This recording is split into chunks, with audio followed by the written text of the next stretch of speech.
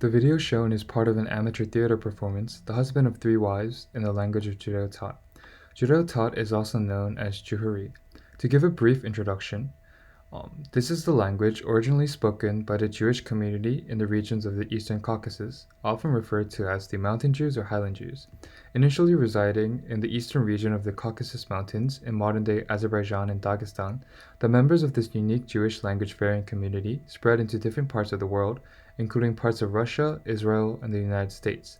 This video will dive deeper into the Judeo-Tat language, analyzing its history, linguistics, lexicon, variation, and contemporary status. To go over the historical aspects of Judeo-Tat, it is important to be first familiar with the migration patterns of the people who spoke the language. It is difficult to trace the exact origins of the language, as the Mountain Jews did not preserve any extensive written material of the community's origin. However, the general consensus between scholars is that the Judeo-Tat speaking community most likely originated as a part of Persian Jewry during the reign of the Sasanian Empire in 226 to 651 CE. Under the rule of the Sasanian Empire, members of the Persian Jewish community faced various persecutions and discriminative policies that promoted Zoroastrianism and disfavored religious minorities. Due to this continuous persecution, the members of the community fled to distant regions away from the empire, which marked the beginnings of the establishment of the Mountain Jewish community in the regions of the Eastern Caucasus.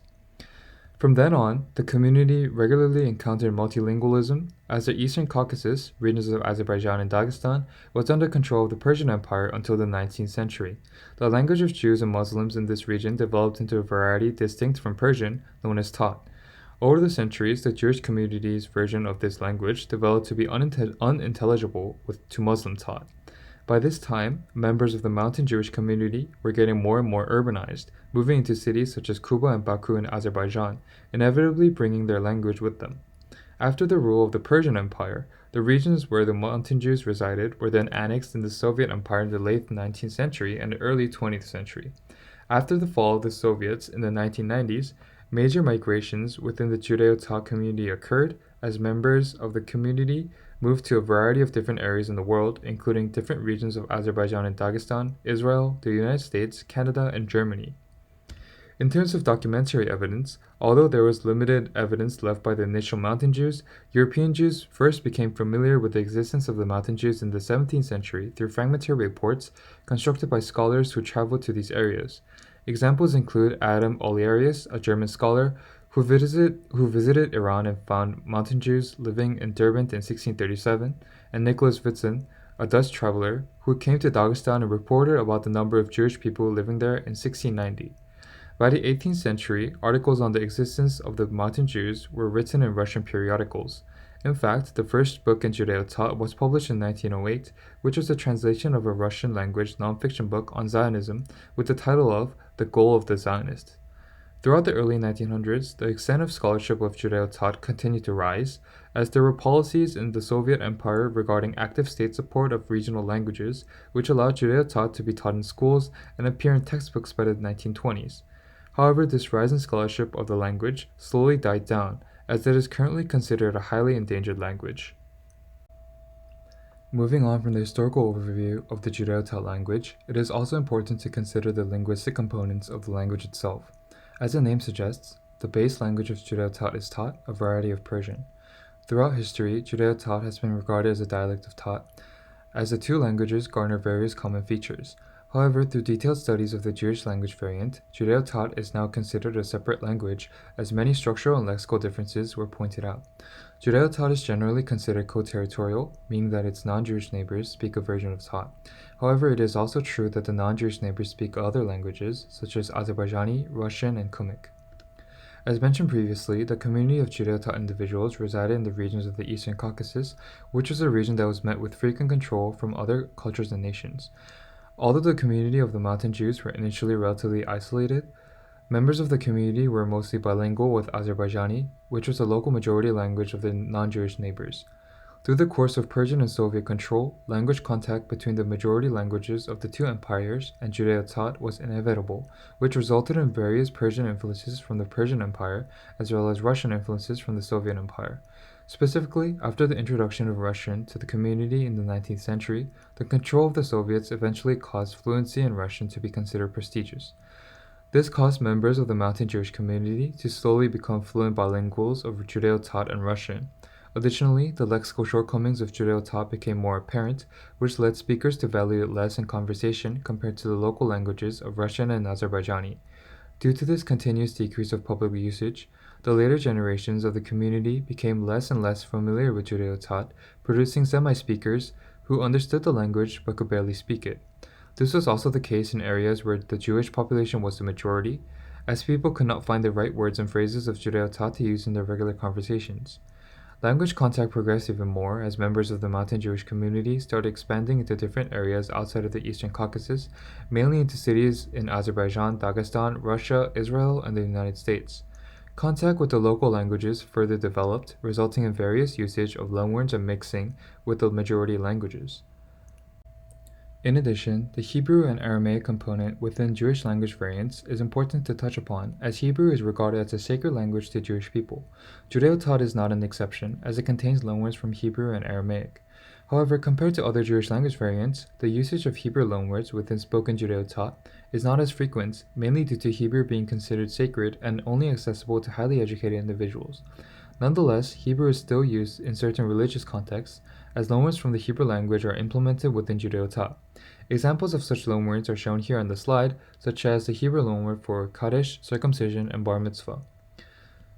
Moving on to morphology, although loanwords from Hebrew and Aramaic were present within the Judeo-Tat speaking community, these loanwords were often used as sources for content words which are not morphosyntactically integrated within the language itself.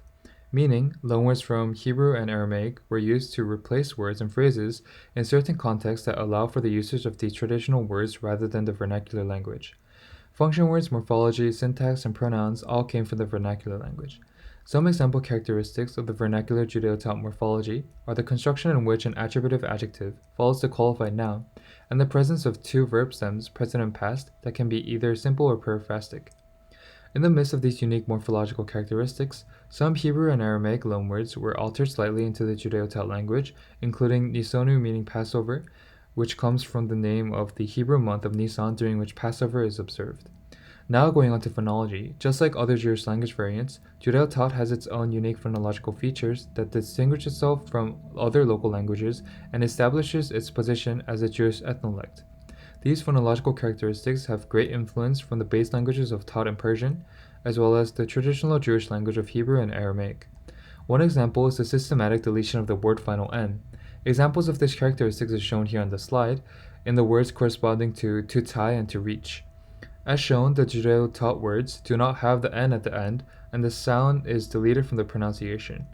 Another example is that Judeo-Tat preserved the two pharyngeal consonants, as shown, which mainly occurred in the Semitic vocabulary borrowed from Hebrew and Arabic. Examples of the usage of these consonants in Hebrew loanwords are also shown here on the slide, including the words corresponding to small low table and holiday. Outside of the Hebrew and Aramaic component and language contact, here are some examples of Judeo-Tat words in various contexts. As shown, words relating to weddings include the words corresponding to bride, wedding, husband, and wife. Words relating to greetings are also shown, with vocabulary meaning Sabbat and holiday. Lastly, Judeo-Tat words referring to non-Jews are also shown, with words meaning Muslim or Gentile, and Armenian or Christian. In terms of orthography and the writing system of Judeo-Tat, it can be divided into three different categories. Initially, from its beginnings until the early Soviet period, Judeo-Tat mainly used the Hebrew alphabet. As shown by the image, this is a page from the Hebrew Judeo-Tat prayer book and is an example of Judeo-Tat being written in the Hebrew alphabet.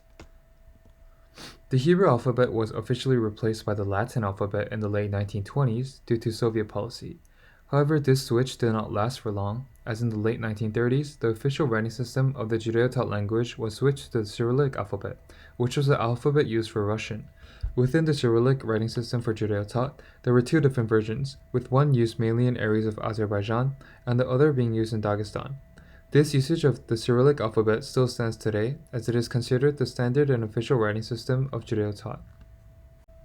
Now, moving on to the sociolinguistic variation of Judeo-Tat. Within the mountain Jewish community in the Eastern Caucasus, the language of Judeo-Tat can be categorized into four main dialects. All of these dialects are different based on their geography of settlement, as well as the native speaker's origins. As shown, the first dialect is the Kaitochi dialect, which is named after the historical region of Kaitag in Dagestan, and is spoken in the northern areas of Dagestan and the Caucasus. The second dialect is the Derbenti dialect, which is spoken in Derbent, Ossetian Dagestan, and its neighboring villages. The third dialect is the Kube dialect, spoken in Kuba, Ossetian Azerbaijan. Lastly, the fourth dialect is the Shirvani dialect, named after the historical location of Shirvan in Azerbaijan, is spoken in Vartashan, Ganja, and Shamaki. These dialects were created due to the migration of the mountain Jews into different parts of Azerbaijan and Dagestan in the 18th and 19th centuries. As mentioned previously when talking about language contact, throughout the course of history, the everyday usage of Judeo-Tat in a conversational manner decreased continuously from generation to generation. Because of this, the older generation were generally more familiar with Judeo-Tat, while people of the younger generation barely knew how to speak the language.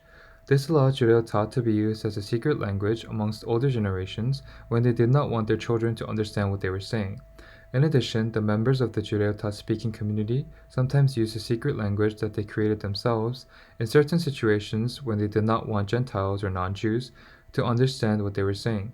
Similar to other secret languages created in Jewish communities, this particular secret language of Judeo-Tat used loanwords from Hebrew and Aramaic as content words. In addition, some of the vocabulary was also encoded with made-up, created meanings from Hebrew roots.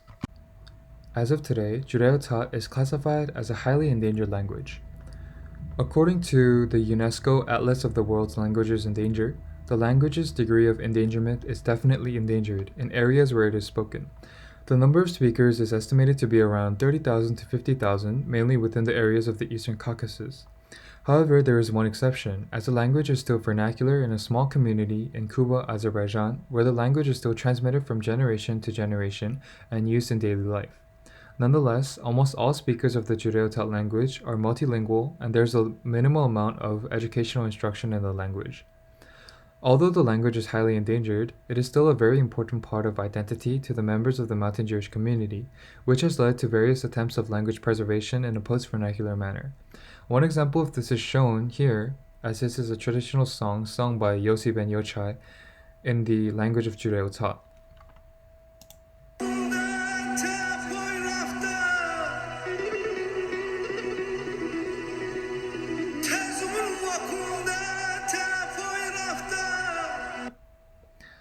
In addition to songs, other methods, including online language teaching platforms introducing Judeo-Tat to younger audiences, and theater performances in Juhuri, are all working to preserve the Judeo-Tat language, as it is considered an important and nostalgic part of the Mountain Jews' identity. Overall, although greatly diminished in usage, the language of Judeo-Tat, a lesser-known and endangered part of the Jewish diaspora, is a legacy of one of the most long-lived Jewish settlements, the Mountain Jews of the Eastern Caucasus.